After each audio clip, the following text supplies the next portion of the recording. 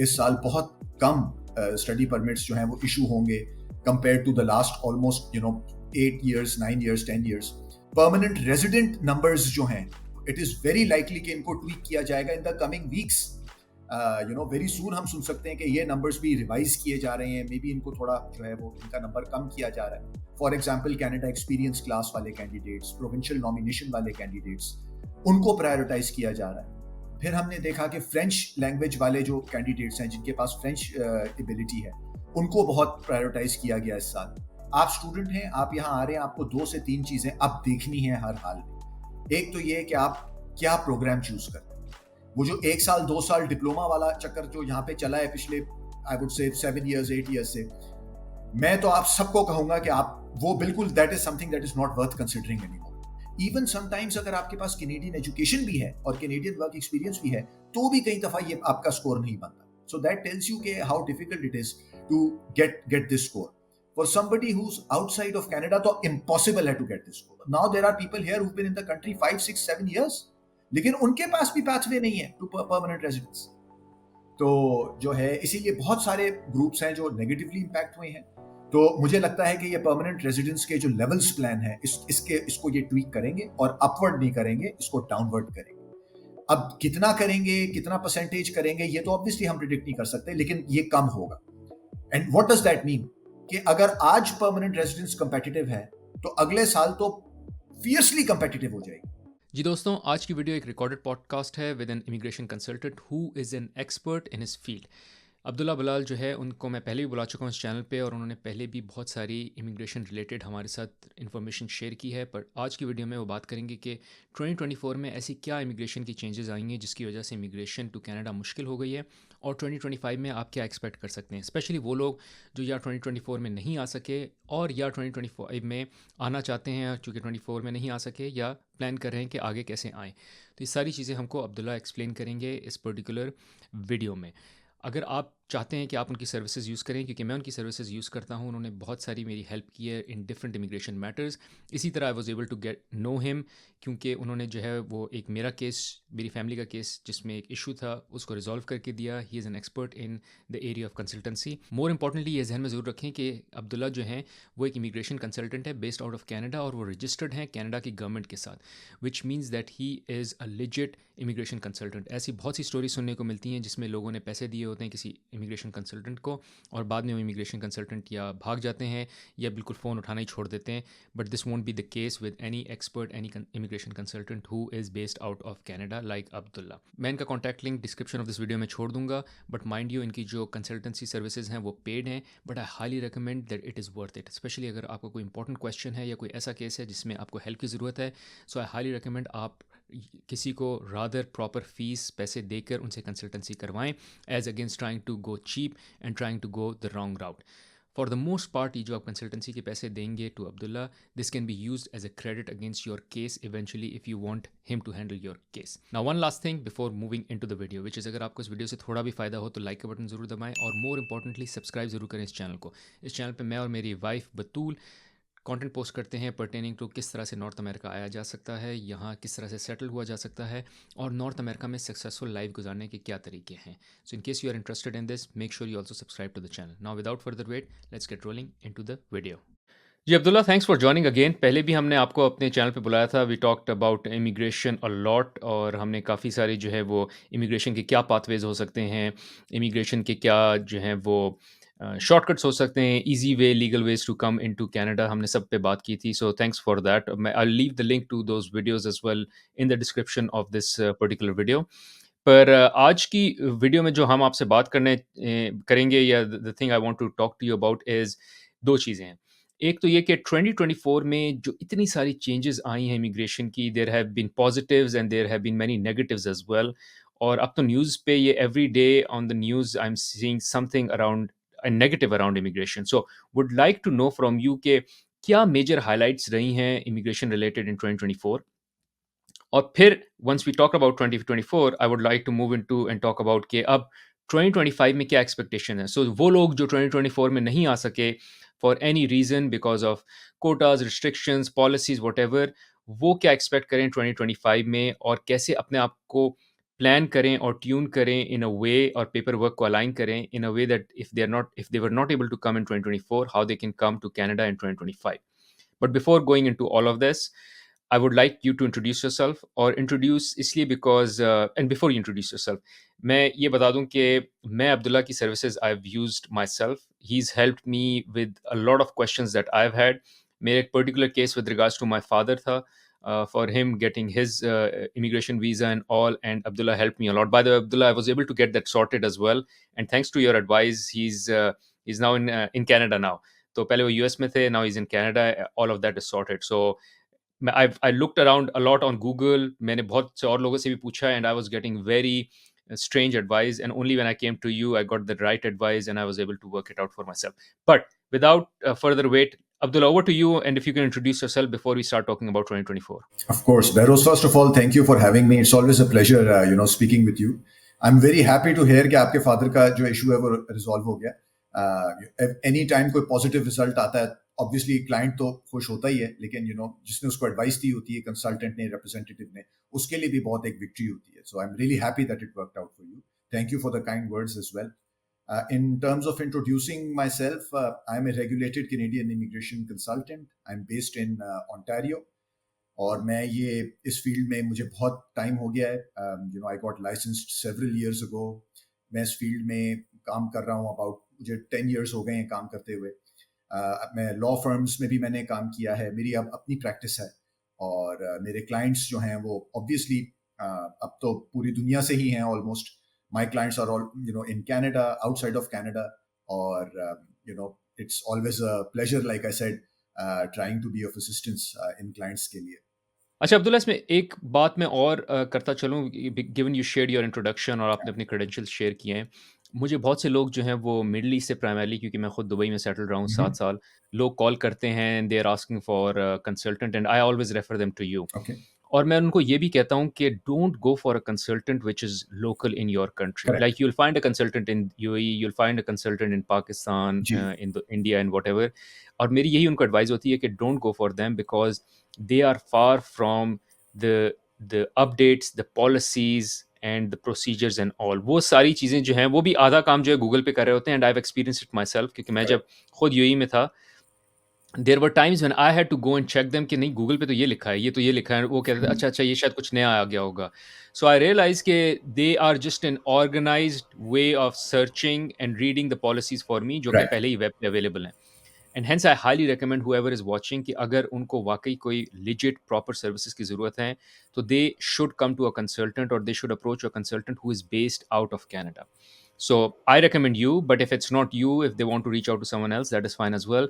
But I highly recommend it has to be someone who is in the country, who is in the weeds, versus ये कि आप अपने मुल्क में किसी से बात करें. वो अपने आप को एक्सपर्ट तो कहते हैं, वो ये भी कहते हैं कि उनके ऑफिसेज हैं यहाँ वहाँ, जी. but I've had not so great अच्छा, experience with थोड़ा them. सा मैं, सॉरी behrouz, इसमें थोड़ा सा मैं वो करूंगा कि yes, it does make a difference कि अगर आप यहाँ हैं तो ऑब्वियसली आप यहाँ होते हैं, आप मीडिया पे आप देखते रहते हैं, आपके अराउंड होता है, आप लोगों से बात करते हैं, फर्स्ट हैंड आप सुनते हैं लोगों से. It does make a difference.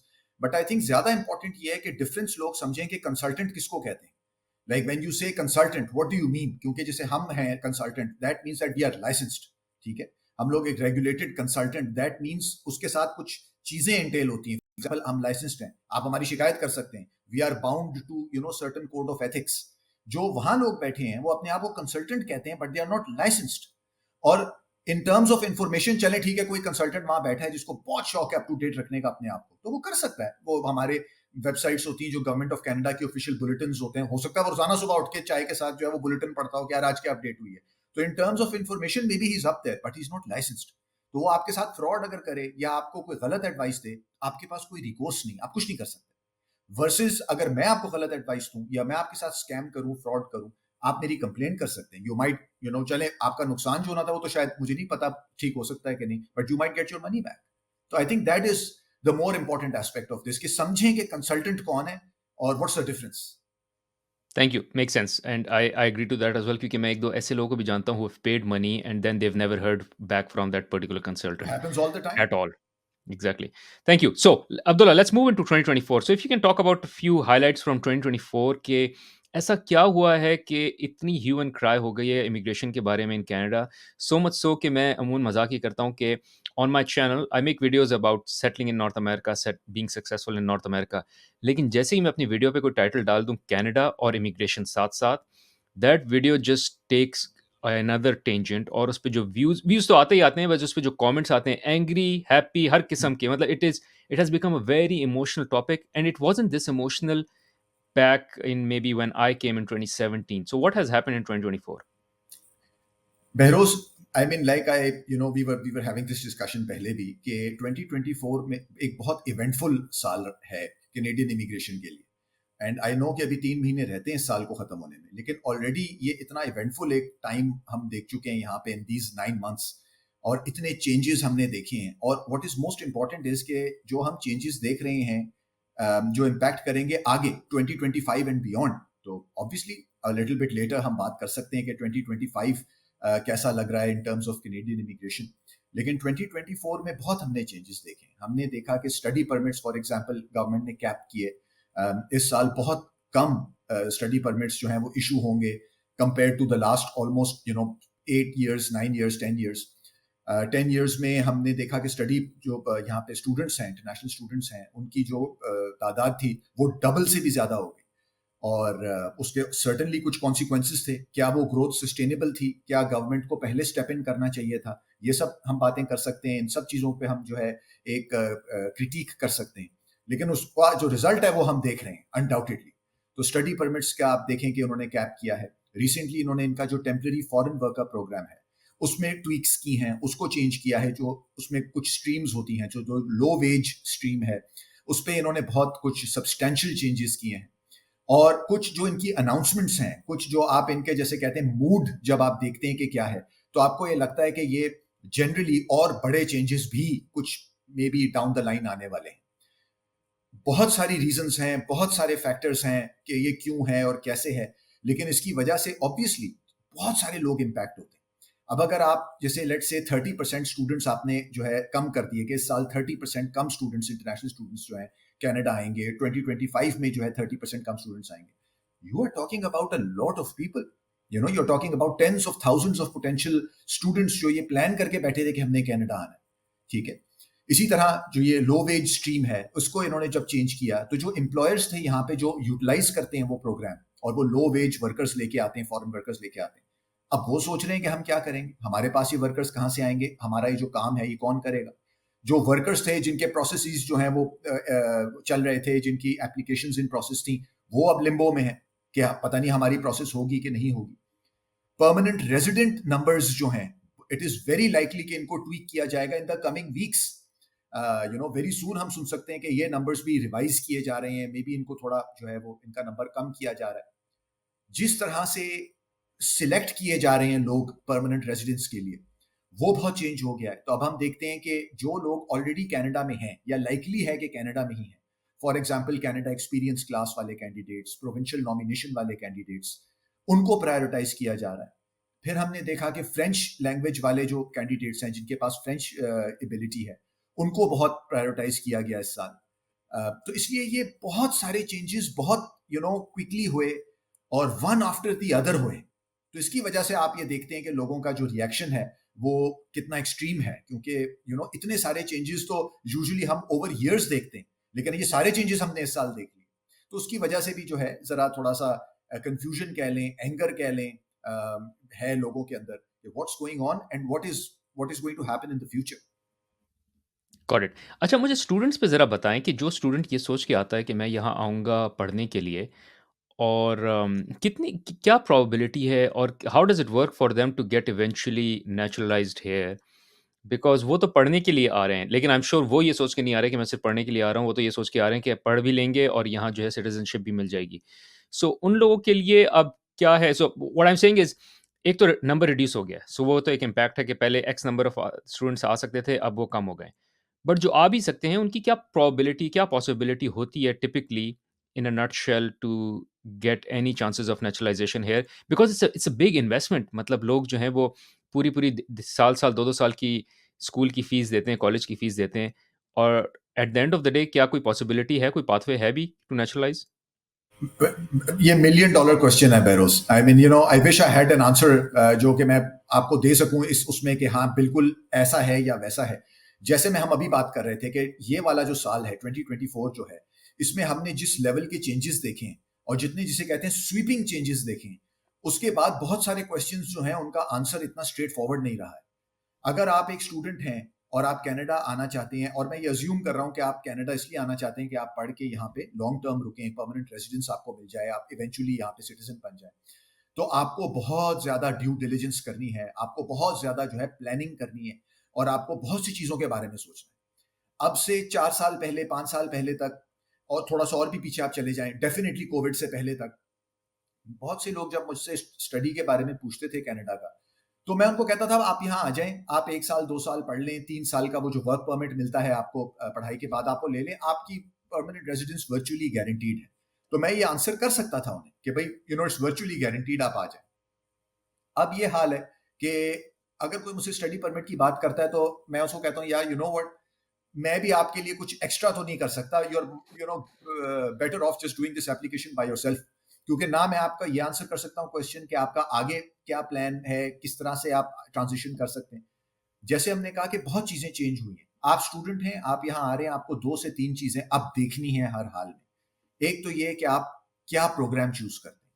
वो जो 1 साल 2 साल डिप्लोमा वाला चक्कर जो यहाँ पे चला है पिछले I would say 7 years 8 years से, मैं तो आप सबको कहूंगा कि आप वो बिल्कुल, that is something that is not worth considering anymore. आप यहाँ पे 4 year under graduate degree consider करें, या आप अंडर ग्रेजुएट डिग्री अपनी कंट्री में करें और यहाँ मास्टर्स के लिए आएं। तो एक तो ये बहुत बड़ा चेंज है जो मैं रेकमेंड करूंगा लोगों को कि आप इसके बारे में सोचें। दूसरा, आप क्या पढ़ना चाहते हैं। अगेन, वो जो 1 साल 2 साल बिजनेस स्टडीज का आपने यहाँ डिप्लोमा किया, बिजनेस मैनेजमेंट का किया, आपने कोई इस तरह का जो है क्रेडेंशियल यहाँ से कर लिया 1 साल 2 साल का, that's just not going to work anymore. आप देखें कि कनाडा किन ऑक्यूपेशंस को प्रायोरिटाइज कर रहा है, कौन से ऑक्यूपेशंस इन डिमांड है यहाँ पे। आप it you just have to make sure कि आपका जो ऑक्यूपेशन है वो उन लिस्ट में ऑफ ऑक्यूपेशंस में से कोई एक हो या उसके करीब हो।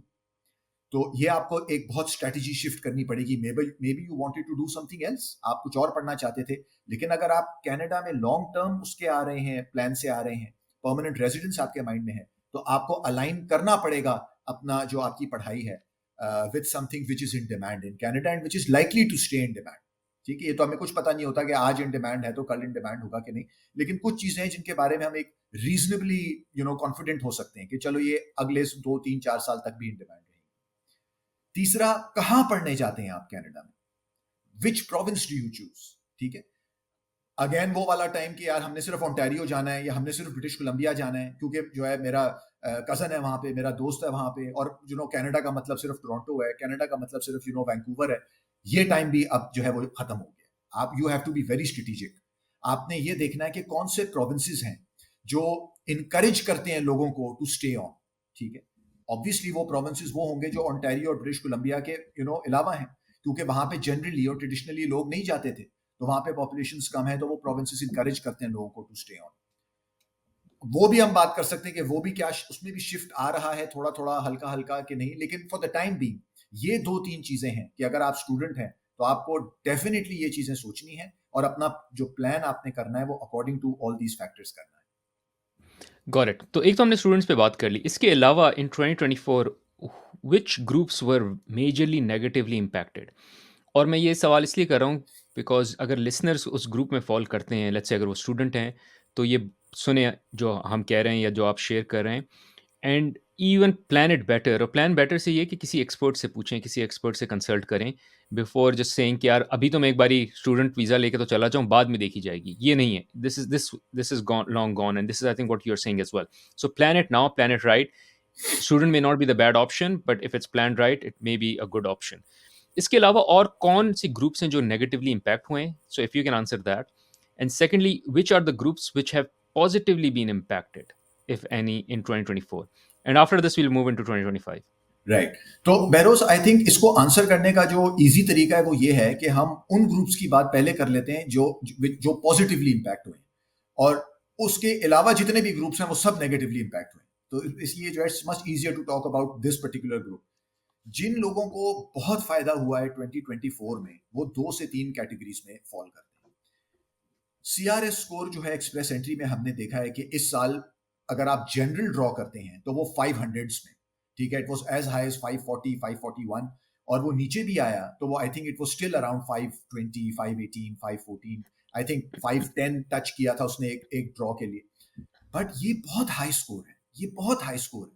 इवन समटाइम्स अगर आपके पास कैनेडियन एजुकेशन भी है और कैनेडियन वर्क एक्सपीरियंस भी है तो भी कई दफा ये आपका स्कोर नहीं बनता. सो दैट टेल्स यू के how difficult it is to get this score. For somebody who's outside of Canada, तो impossible है to get this score. If you don't have any Canadian education, if you don't have Canadian work experience, तो you will never ever get this score. Even अगर आप एक proficient English speaker हैं, आपका बहुत अच्छा लैंग्वेज टेस्ट स्कोर है, आपने मास्टर्स किया हुआ है, आपके पास 3 साल का वर्क एक्सपीरियंस है, आपके ये 500s में पॉइंट्स नहीं बने. तो इसलिए हमने ये देखा कि CRS स्कोर जो है वो बहुत ऊपर चला गया. बेनिफिट किन ग्रुप्स ने किया यहाँ पे? उन ग्रुप्स ने किया जो फ्रेंच बोलते थे, जिनके पास फ्रेंच एबिलिटी थी. हमने देखा कि कुछ ड्रॉज तो ऐसे हुए हैं जिसमें उन्होंने फ्रेंच स्पीकिंग कैंडिडेट्स को इनवाइट किया है जो कि 400 और 400 से भी नीचे CRS स्कोर था उनका. तो दैट इज ह्यूज कि CRS स्कोर जनरल ड्रॉ में, अगर जनरल ड्रॉ होता तो वो 520s 530s में है, और just because you spoke French आपका CRS स्कोर अराउंड 400 था, you were invited to submit an application. तो मैं कहूंगा सबसे ज्यादा तो बेनिफिट फ्रेंच वाले कैंडिडेट्स ने किया. दूसरा मैं कहूंगा उन लोगों ने बेनिफिट किया है जो हेल्थ केयर फील्ड्स में थे. ठीक है, अब ये हेल्थ केयर जो है वो मैं जब कहता हूं तो अक्सर लोग समझते हैं कि हेल्थ केयर का मतलब सिर्फ डॉक्टर्स है, कि डॉक्टर्स थे या डेंटिस्ट थे. ऐसा नहीं है, उसमें बहुत सारी ऑक्यूपेशंस हैं. तो जो भी इस फील्ड में थे 2024 में डेफिनेटली उन्होंने बेनिफिट किया है. अगर डायरेक्टली एक्सप्रेस एंट्री में नहीं बेनिफिट किया तो किसी प्रोविंशियल प्रोग्राम के थ्रू उन्होंने बेनिफिट किया. मेरे बहुत सारे क्लाइंट्स हैं जो इस हेल्थ केयर फील्ड्स में थे और उनको ओंटारियो ने जो है नोटिफिकेशन ऑफ इंटरेस्ट भेजा एक्सप्रेस एंट्री में कि हम आपको नॉमिनेट करना चाहते हैं, आप हमारे प्रोसेस के थ्रू जाइए. इन terms of CRS scores I think जो लोएस्ट मेरे क्लाइंट का था वो 428 था या 426 था, which is very low considering के जो स्कोर अदरवाइज होता वो 530s में था. तो 100 पॉइंट्स लोअर उस पर जो है उनकी नॉमिनेशन ओंटारियो के थ्रू हो गई. तो उन लोगों ने बहुत बेनिफिट किया जो हेल्थ केयर फील्ड्स में है. उसके अलावा जिन लोगों ने बेनिफिट किया वो स्टेम वाले हैं, जो टेक्निकल ऑक्यूपेशंस हैं, IT ऑक्यूपेशंस हैं, लेकिन उसका स्कोर फिर भी रिलेटिवली हायर था. I am talking 480s 490s, वो हाई था क्योंकि बहुत सारे लोग हैं जो IT में हैं और इन फील्ड्स में हैं. इन लोगों ने डेफिनेटली बेनिफिट किया. कुछ और ग्रुप्स भी इसी तरह हैं जो ये जो कैटेगरी बेस्ड सिलेक्शन हुई है उसमें उन्होंने बेनिफिट किया है, वो रिलेटिवली उनका साइज कम है. आउटसाइड ऑफ दीज ग्रुप्स सब नेगेटिवली इंपैक्ट हुए.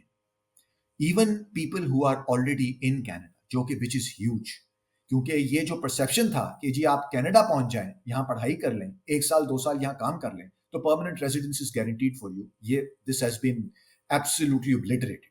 ये तो खत्म हो गया. ये तो बिल्कुल ना, it doesn't guarantee you anything if you been in the country. In fact अभी मैंने अब मेरा लास्ट पोस्ट था लिंक्डइन पे, मैंने एग्जैक्टली यही बात की है कि यहाँ पे hundreds of thousands of students हैं जो यहाँ पे बहुत अरसे से हैं, कोई 5 साल से है, कोई 6 साल से. उन्होंने पहले पढ़ाई की, फिर उनको पोस्ट ग्रेजुएशन वर्क परमिट मिला, फिर बीच में ये लोग जो 18 मंथ्स के लिए इन्होंने post graduation work permits extend करते रहे, उससे बेनिफिट किया. तो now there are people here who been in the country 5 6 7 years, लेकिन उनके पास भी पाथवे नहीं है to permanent residence.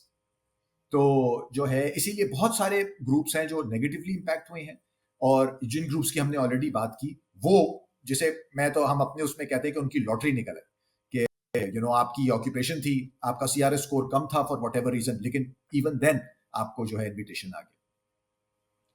Correct, very clear. अच्छा, एक साइड क्वेश्चन और maybe related question is, जो आपने बोला स्कोर इतना ऊपर चला गया, ये is it just because of high demand, like there are more people who are applying, और ऐसा क्या हो गया? मतलब कोई ऐसा तो नहीं है कि दुनिया की जो है वो टॉप 2 या टॉप 3 इकोनॉमीज में कनाडा आता है, और इकोनॉमी वाइज भी इट्स डूइंग ओके एवरेज, मतलब it's doing better than a lot of other big economies, but ऐसा नहीं है कि इट्स ब्रेकिंग ऑल रिकॉर्ड्स.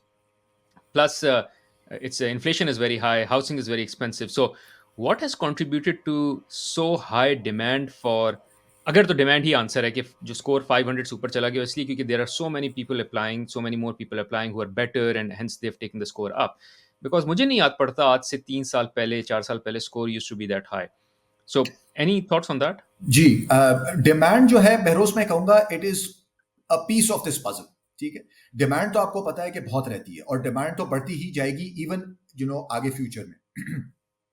कुछ कोविड की वजह से चीज़ें ऐसी हुई इन आप चले एशियन कंट्रीज में ले लें जो ट्रेडिशनली जहाँ से बहुत लोग यहाँ आते हैं, इंडिया ले लें, पाकिस्तान ले लें, वो रीजन ले लें जनरली, ठीक है। तो वहाँ पे हालात वैसे ही आप देखें कि जो है ऐसे हैं कि लोग they are looking for these options कि यार हम कहीं इमिग्रेट कर लें, हम कहीं चले जाएं, या अगर उनकी जैसे इफ यू आर ओल्डर तो you want your kids to do that कि हमारे बच्चे बाहर चले जाएं, वो पढ़ लें, वो जो है परमानेंट रेजिडेंस ले लें। तो डिमांड तो जो है वो बढ़ती गई, कोविड की वजह से वो और बढ़ गई कुछ प्रीवियस 3-4 साल में। तो डिमांड तो डेफिनेटली है।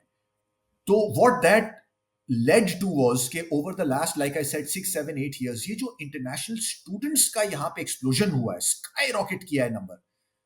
अब देखिए वो सारे लोग जो यहाँ पे लेट से 4 साल पहले आए, ठीक है, या 5 साल पहले आए, उन्होंने अपनी एजुकेशन कंप्लीट कर ली। ये भी सॉरी एज मैं साइड नोट ये भी बता दूं कि जो नंबर बड़ा है स्टूडेंट्स का, ओवरवेलमिंग मेजॉरिटी ये स्टूडेंट्स वो हैं जो यहाँ पे 1 to 2 ईयर डिप्लोमा प्रोग्राम्स के लिए आए थे, ठीक है। ये अंडर ग्रेजुएट डिग्री या मास्टर्स प्रोग्राम्स के लिए नहीं आए। ये जो ग्रोथ हुई है ये ऑलमोस्ट एक्सक्लूसिवली हुई है इन कॉलेजेस के एनरोलमेंट में, ठीक है, जो यहाँ पे लोग आके ये 1 to 2 ईयर डिप्लोमा सर्टिफिकेट्स ये करते हैं। तो ये जब नंबर आपका ट्रिपल हो गया पिछले 10 साल में, 8 साल में, तो ये सारे लोग अब उस पाइपलाइन में से निकल के आ रहे हैं जिनके पास कैनेडियन एजुकेशन के पॉइंट्स हैं, जिनके पास कैनेडियन वर्क एक्सपीरियंस के पॉइंट्स हैं, क्योंकि आपको पता है यहाँ पे अगर आप 2 साल पढ़ते हैं तो आपको 3 साल का वर्क परमिट मिल जाता है, या मिल जाता था, अब तो उसमें भी चेंजेस कुछ हो गए हैं, कुछ होने वाले हैं। तो जो यहाँ पे 2 साल जिसने पढ़ लिया, फिर 3 साल के वर्क परमिट पे 1 साल 2 साल काम कर लिया, उसके पॉइंट्स बहुत ज्यादा हो जाते हैं। लेकिन now you have hundreds of thousands of those people जिनके पास वो पॉइंट्स हैं, तो वो आपका जो मिनिमम कट ऑफ है वो बढ़ गया, क्योंकि you have so many people now who have these extra points. तो जो मेजर जो इसका कंट्रीब्यूशन है वो इस फिनोमिना का है, the explosion in the numbers of international students जो कि अब उस पाइपलाइन में से निकल के they are claiming these points for Canadian education and Canadian work experience. जो कनाडा से बाहर लोग हैं उनके तो पॉइंट्स नहीं बढ़े, क्योंकि वो बढ़ ही नहीं सकते। वो तो आज से 4 साल पहले भी उनके उतने ही पॉइंट्स बनते अगर उनकी जो है प्रोफाइल सिमिलर होती। मास्टर्स किया हुआ है, आप अराउंड 30 इयर्स ऑफ एज हैं, 3 साल का वर्क एक्सपीरियंस है, अच्छी इंग्लिश बोलते हैं, तो आपके पॉइंट्स 4 साल भी वही बनने थे, और अगर वही प्रोफाइल आज है आपकी तो आज भी वही पॉइंट्स बन रहे हैं। लेकिन जो कट ऑफ है वो इतना ऊपर चला गया है कि अब आप कंपीट नहीं कर पा रहे उसके साथ। Got it. Very clear. Thank you. Thank you, Abdullah. So now let's move and shift gears to 2025. 2024 में मेरा नहीं हो सका, मैं ना आ सका, मैंने कोशिश की for any reasons. What should I expect or people listening should expect for 2025? How can they prepare themselves and plan in a way कि 2025 में successful हो जाए immigration? So how are you seeing 2025 from policy point of view, from expectation point of view? और जो listener है वो अपने आप को कैसे प्लान करे, प्रिपेयर करे to be successful candidate for 2025? Behroz 2025 जो है मैं देख रहा हूं एज अ ईयर जहां पे एटलीस्ट मैं एक्सपेक्ट कर रहा हूं some very very significant changes Canadian immigration, ठीक है। और जो सबसे बड़ा चेंज जो है जिसको मैं प्रिडिक्ट कर रहा हूं, ठीक है, या मैं एंटिसिपेट कर रहा हूं, वो नंबर्स के the number of permanent residents that they are going to take in 2025 and beyond. कुछ अर्सा पहले जो लेवल, इसे लेवल्स प्लान कहते हैं, जो गवर्नमेंट जो है अनाउंस करती है कि हमने कितने परमानेंट रेजिडेंट्स लेने हैं और किस कैटेगरी में कितने लेने हैं। तो जो levels plan currently in place है उसमें तो 500,000 है परमानेंट रेजिडेंट्स एवरी ईयर 2025-2026 में, ठीक है, प्लस माइनस थोड़ा सा, लेकिन ऑलमोस्ट 500,000 है, ठीक है। मैं ये एंटिसिपेट कर रहा हूं कि this number will be reduced, ठीक है। इसको ये टाई कर देंगे किसी चीज के साथ।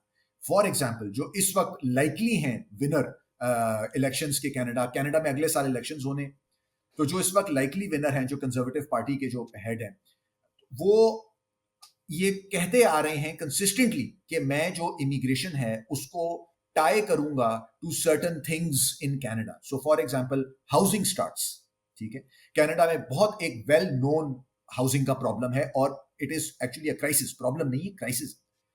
तो पिछले कुछ अरसे में हमने देखा कि हाउसिंग एक बहुत बड़ा इशू बन गया, जिसकी वजह से ये स्टूडेंट वीजास भी इन्होंने जो कम किए हैं, उसका एक रीजन ये है कि लोगों ने शोर मचाना शुरू कर दिया कि जी हमें घर ही नहीं मिलता, हम रेंट पे ढूंढ रहे हैं घर और हमें मिलता ही नहीं है, स्पेशली ये जो कॉलेज टाउन्स हैं जहाँ कॉलेजेस हैं। तो that was one of the reasons, I am not saying that was the only reason, that was one of the reason for sure. तो ये जो है कंजर्वेटिव पार्टी जो है वो ये उनका ये प्लेटफॉर्म का एक एजेंडा ये इमिग्रेशन है कि हम इसको टाई करेंगे टू सर्टेन थिंग्स कि अगर हाउसिंग स्टार्ट्स लेट्स से 2%, 2.5% है, तो जो पॉपुलेशन ग्रोथ है वो 3.5% नहीं हो सकती, ठीक है।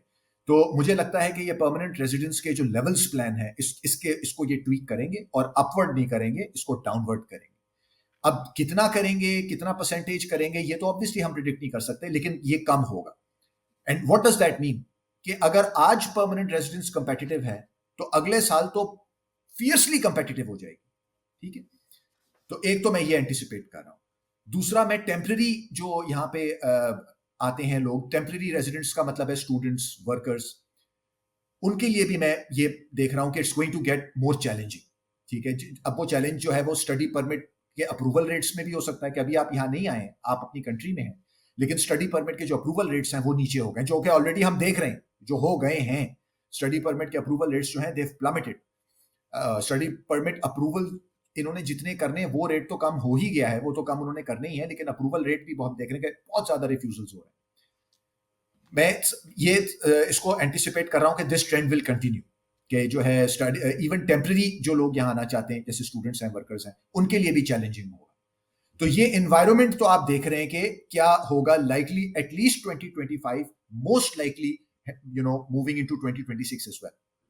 अब यहाँ पे अगले साल में, 2 साल में एक कोई बहुत चेंज आ जाता है इकोनॉमिकली कह लें, या और कोई ऐसे पॉजिटिव चेंजेस आते हैं जो फिर सीप थ्रू करते हैं इमिग्रेशन में या और चीजों में, तो चलें वो तो हम नहीं कह सकते, लेकिन जो इस वक्त हमें लग रहा है, और अगर मैं प्रिडिक्ट करूं तो it's going to be a very challenging year for potential prospective immigrants next year and 2026। To answer the second part of your question कि आप क्या कर सकते हैं, तो इसमें तो मल्टीपल चीजें हैं, ठीक है। एक तो ये कि जिसे कहते हैं हेज योर बेट्स, कि आप सारे अपने अंडे जो है कनाडा वाली बास्केट में ना डालें। आप अपना देखें कि आपको कहीं अपॉर्चुनिटी और मिलती है, तो आपका जो है ये अब वो टाइम नहीं है कि आप बोलें कि यार बस मैं कनाडा अप्लाई करना है। अब वो टाइम है कि आप बोले हाँ, Canada is probably my plan A, but this other country is my plan B. ये मेरा प्लान सी है, ये मेरा प्लान डी है। You have to think that. मैं तो एक कैनेडियन इमिग्रेशन कंसल्टेंट हूँ। मैं मेरे तो इट्स टू माय बेनिफिट कि मैं लोगों को बोलूँ नहीं नहीं आप करें, ये करें और ये होगा और हम ये देखेंगे और हम वो देखेंगे। लेकिन टू बी ऑनेस्ट, अगर मैं आपको एडवाइस करूं, और मैं सब अपने क्लाइंट्स को कहता हूं कि रिगार्डलेस आप मुझे रिटेन करें ना करें, आपका प्लान बी, प्लान सी भी होना चाहिए, ठीक है। बहुत से लोग, फॉर एग्जांपल मेरे कुछ क्लाइंट्स हैं जो यूरोप चले गए, जर्मनी चले गए, एक दो और कंट्रीज हैं वहां चले गए। I am not saying it's going to be smooth, and I am not saying that it's easy या आगे इजी होगा, that is not what I am saying. मैं आपको ये कह रहा हूं कि आपको अपनी स्ट्रेटेजी जो है उसमें ये डालना पड़ेगा कि कनाडा मेरा प्लान ए था, लेकिन मेरा plan B, plan C, plan D भी है, so that you are not wasting time. तो एक तो ये है hedge your bets.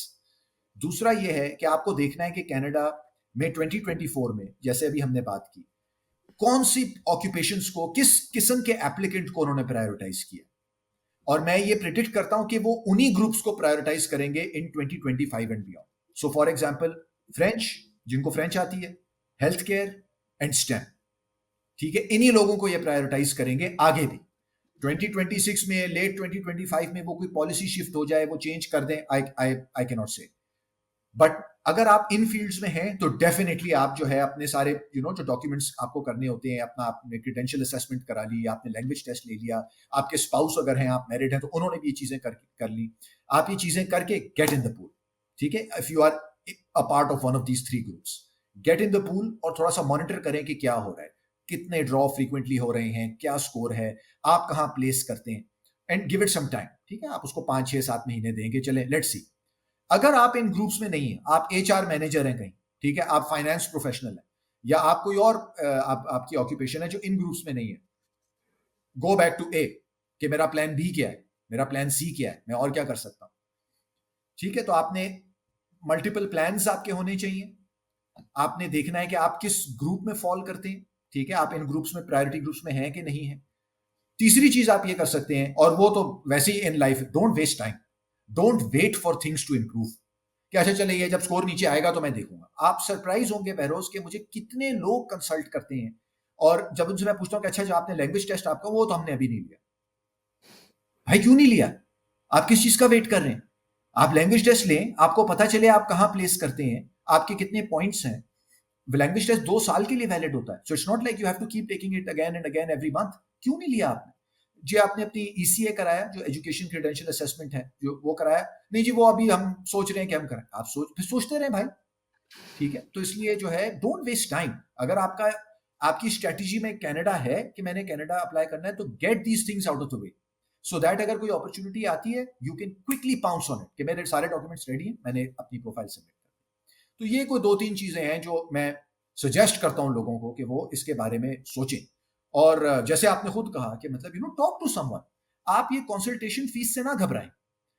Again the number of times लोग मुझे कांटेक्ट करते हैं, लंबी चौड़ी ईमेल भेजते हैं कि जी ये मेरा प्रॉब्लम है, आप क्या कहते हैं? भाई मैंने 10 मिनट लगा के आपकी ईमेल पढ़ी, अब मैं आपको 10 मिनट लगा के उसका जवाब दूं, and you you just feel and you think कि यार आप एंटाइटल्ड है कि मैं आपको चार्ज ना करूं अपने टाइम के लिए। तो अगर आप सीरियस हैं, किसी से कंसल्ट करें, देखें वो आपको क्या कहता है, कोई ना कोई वैल्यू आपको जरूर मिलेगी उसमें से, और फिर अपना जो है, जैसे मैंने कहा कि अपना प्लान जो है अकॉर्डिंगली एडजस्ट करें। Great, Abdullah. As always, a complete answer to my question, so thank you. One last question, which is, ठीक है मेरा स्कोर नहीं बन रहा, मैं ग्रुप में भी फॉलो नहीं कर रहा, और ये मैं क्वेश्चन आपसे पहले पूछ रहा था पॉडकास्ट रिकॉर्ड करने से पहले, but would be nice if you can answer here as well. But I have money, मैंने बहुत पैसा सेव कर लिया है, क्योंकि और मैं ये this is a choice I made. Let's say I was in my 30s, मैं मिडिल ईस्ट में था, और मैंने कहा यार अभी कनाडा नहीं जाते, यहाँ पैसा अच्छा बन रहा है, टैक्स फ्री है, let me mint money here. And when I am in my 45s plus 45 to 50, मुझे एक 10-15 साल और मिल जाएंगे, मैंने और पैसा कमा लिया होगा, तब मैं जो हूँ कोई सी इन्वेस्टेड वीज़ा पे, कोई वीज़ा परचेज प्रोग्राम पे, या somehow making use of the money, I can move to Canada eventually. So, are there ways that are still possible using money to move here? Behroz जो है, मनी जो है ना is often the answer to a lot of questions. तो इसलिए यहाँ पे भी टू सम एक्सटेंट ये एक आंसर है, ठीक है? देखें, कोई प्रोग्राम वैसे तो नहीं है जैसे मैं आपसे कहूं कि जिसे कोई हम इन्वेस्टर प्रोग्राम कहते हैं कि आपने $300,000 जो है वो गवर्नमेंट को दिए, गवर्नमेंट ने आपको जो है परमानेंट रेजिडेंस दे दी, या आपने परचेज कर लिया कोई जैसे वो सिटीजनशिप बाय इन्वेस्टमेंट प्रोग्राम्स होते हैं कुछ कंट्रीज के, कि आपने एक सर्टेन अमाउंट उनको दिया, उन्होंने आपको सीधा पासपोर्ट ही दे दिया। ऐसे तो कोई प्रोग्राम्स यहाँ नहीं, ठीक है?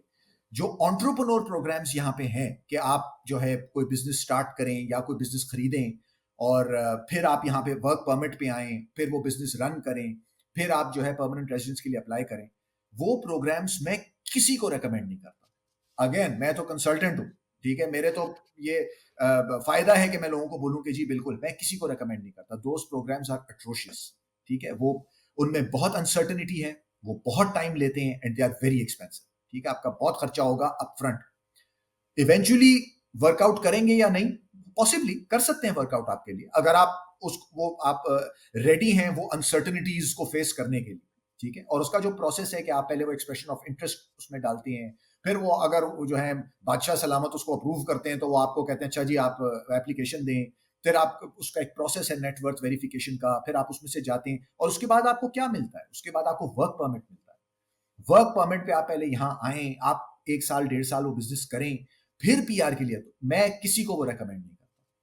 उसके अलावा और कुछ प्रोग्राम्स हैं, जिसे फॉर एग्जांपल एक ICT प्रोग्राम है, intra company transfer. So for example अगर आपका कोई बिजनेस है, आप बिजनेस ओनर है, आप बिजनेस करते हैं, तो और आप उस बिजनेस की एक कोई सब्सिडरी या ब्रांच यहाँ खोलना चाहते हैं कनाडा में, तो उसका एक प्रोसेस होता है कि आप कहें कि भाई मैं ये खोलूंगा, मैं इसको ऑपरेट करूंगा, and obviously I need to transfer myself here to operate this new business, ठीक है? एक वो होता है। उसमें भी कोई सर्टेनिटी कोई नहीं है कि मतलब आप ये करेंगे तो आपको ये हो जाए। वो it's part of a strategy, it's part of a plan. आपकी प्रोफाइल क्या है, आपके इस वक्त कितने पॉइंट्स हैं, आप यहाँ आके किस स्ट्रीम को टारगेट करेंगे, ठीक है? आपको एक्सप्रेस एंट्री को टारगेट करेंगे, या कोई प्रोविंशियल प्रोग्राम ऐसा है जो आप टारगेट कर सकते हैं, ठीक है? तो एक कुछ लोगों के लिए वो ऑप्शन होती है जो already for example business owners हैं, ठीक है? इस तरह से कुछ रिलेटेड और हो सकते हैं कि आपने एक C11 वर्क परमिट होता है, सिग्निफिकेंट बेनिफिट वर्क परमिट, कि आपने यहाँ बिजनेस खरीद लिया और उसकी बेसिस पे आप कहें कि जी मैं अब मुझे वर्क परमिट दिया जाए ताकि मैं इस बिजनेस को ऑपरेट करूं। ये सारे हैं, लेकिन ये इनमें अनसर्टेनिटीज बहुत है, ठीक है? इसमें कोई आपको गारंटी नहीं है कि आपने यहाँ पे आपने शुरू किया और यहाँ पे आपने खत्म किया और आपको परमानेंट रेजिडेंस मिल गई, ठीक है? इसमें अनसर्टेनिटीज बहुत है। To be honest with you Behroz, अगर आपके पास पैसा है और आप इस अपनी एज ब्रैकेट में है कि you are in your mid to late 40s, maybe you are even older, तो मैं अज्यूम कर रहा हूं कि आपके बच्चे जो हैं इस वक्त कॉलेज गोइंग एज के या हैं या हो गए हैं, ठीक है, या होने वाले हैं, और आप प्राइमरीली उन्हीं के लिए ये करना चाह रहे हैं कि यार मेरे बच्चे जो हैं वो उनको मिल जाए, ठीक है, आपका अपना भी होगा। तो अगर आपके पास पैसा है and you are thinking about spending hundreds of thousands of dollars buying a business या कोई इस तरह का यहाँ पे करना, why not spend that money on your kids? आप बच्चों को भेज दें यहाँ पढ़ने के लिए। भाई इवेंचुअली तो आपने बच्चों के लिए करना है, तो आप ये समझें कि आप ये इन्वेस्ट जो आपने बिजनेस में करना था आप ये बच्चों में इन्वेस्ट कर रहे हैं, और इन टाइम जब बच्चे यहाँ से पढ़ जाएंगे, और बच्चों को अगर आप भेज रहे हैं तो जो हमारी अभी हम 10 मिनट पहले बात कर रहे थे कि आपकी क्या स्ट्रेटेजी होनी चाहिए स्टडी परमिट के लिए, क्या पढ़ेंगे, कहाँ जाके पढ़ेंगे, क्या आपका प्लान है, वो सब आपने करना है, ड्यू डिलिजेंस करनी है। लेकिन आप अपने बच्चों को भेजें यहाँ पे, वो यहाँ पढ़ेंगे, ठीक है, इंटरनेशनल स्टूडेंट फीस देंगे विच इज वेरी सिग्निफिकेंट, मैं उसको जो है वो नहीं कर रहा, उसको मैं डिसमिस नहीं कर रहा उसकी जो है इंपॉर्टेंस को कि इट्स वेरी एक्सपेंसिव, लेकिन मैं अज्यूम ये कर रहा हूँ कि you have the money, right? So if it's going to take a couple of $100,000 to educate your child here in Canada for a 4-year degree, और आपने उसको अच्छी तरह प्लान करके यहाँ भेजा है, तो उसको तो परमानेंट रेजिडेंस मिल जाएगी आगे, and somewhere down the road जो है उसके थ्रू आप भी यहाँ आ जाएंगे, वो आपको स्पॉन्सर कर देगा या आप किसी ना किसी तरह यहाँ आ जाएंगे। तो मैं अज्यूम ये कर रहा हूँ कि अगर आप 50 के हैं, 48, 49 के हैं, तो आप अपने करियर प्रोस्पेक्ट्स के लिए यहाँ नहीं आ रहे कनाडा, आप अपने बच्चों के लिए आ रहे। तो ये एडवाइस भी मैं बहुत लोगों को देता हूँ, कुछ लोगों को नहीं अच्छी लगती है एडवाइस, यार इसको कुछ पता नहीं, ठीक है भाई, आप खरीद लें बिजनेस यहाँ पे और कोशिश कर लें। Great. Abdullah, the last point that you said, I think this is a session in itself. तो probably हम next session इसमें करेंगे. I know a lot of people, और शायद वो इसलिए भी है क्योंकि वो I'm in that age bracket, और I'm moving in that age bracket, और मैं कुछ बहुत से मेरे seniors भी हैं from Pakistan, from Dubai, जो exactly इसी boat में हैं कि बच्चों को भेज दें तो हमारा क्या pathway है. And maybe we can have a session on that. I can tell you there are many people who are looking for this question as an answer, and it would be helpful for us to talk on that as well. But anyways, thank you for coming in again. Thank you for sharing this wonderful knowledge. So anyone who wants to connect with Abdullah, seek his services, I will leave the link in the description of this video. I will call out his consultancy, his paid consultancy, but it is highly recommended. अगर तो आपके वाकई कोई questions हैं, you go to an expert and get the expert advice versus trying to do it yourself. आप कर सकते हैं do it yourself भी, but there is more chances of you making a mistake. और अगर आपके पास time है, and if like मेरे पास time नहीं है, I have my day job, I have my hobbies, I have my family, other things as well, so I don't want to educate myself on an altogether a new topic and then do it myself. So it's better you go to an expert. So, and for the most part, जो consultancy fee आप देंगे for your call, for the most part you will also be able to use it against the eventual services that you may be purchasing from him or seeking his services. So ऐसा नहीं है कि वो आपके जो है बस one time पैसे ज़ाया हो जाएंगे. You'll get advice, you'll get good advice, and for the most part you can also use it as a credit against the services that you'll receive from him eventually. Thank you, Abdullah. Thanks for joining, and we'll be calling you more to have discussion around immigration. Thank you. My pleasure, Behrouz. Thank you for having me.